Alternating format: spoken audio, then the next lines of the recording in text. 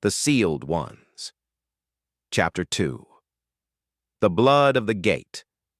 Jerusalem, 4 days later. The dust of the Negev still clung to Yosef's cloak as he approached the Lion's Gate, the old stone archway, weathered by thousands of years of siege and silence, towered above him.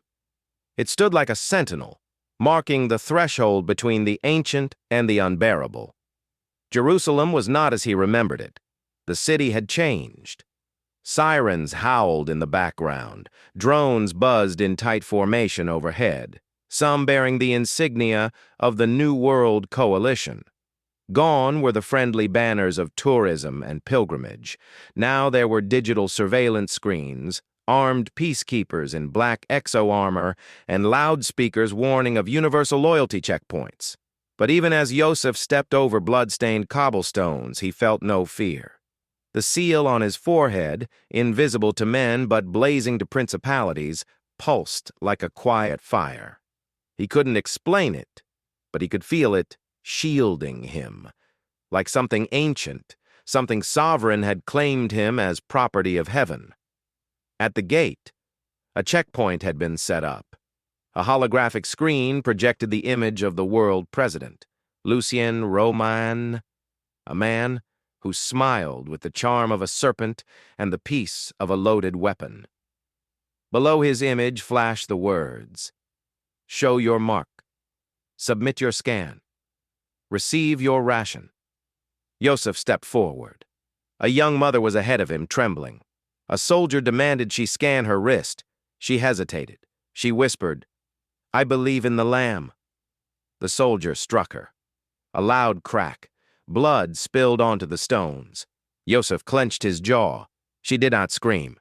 She looked up, through bruised eyes, and smiled. "I am not alone," she whispered. Then her head turned slowly, unnaturally slowly, and her gaze fixed directly on him. "The sealed are coming," she said softly. "I saw you in the fire." The soldier raised his hand again, but it never fell. Without warning, the crowd parted as a noise split the air. It wasn't thunder. It wasn't earthly. It was the voice of many waters. "Touch not the oil and the wine," it said.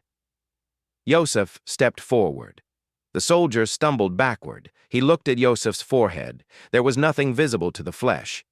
But the man's face drained of color. He lowered his weapon.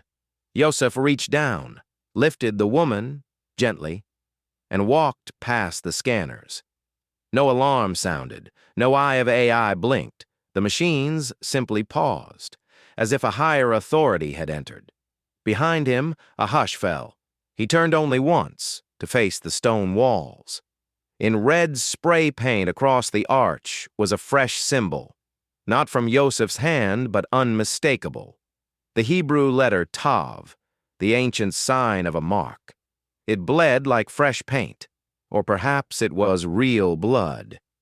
He whispered scripture as he passed beneath it.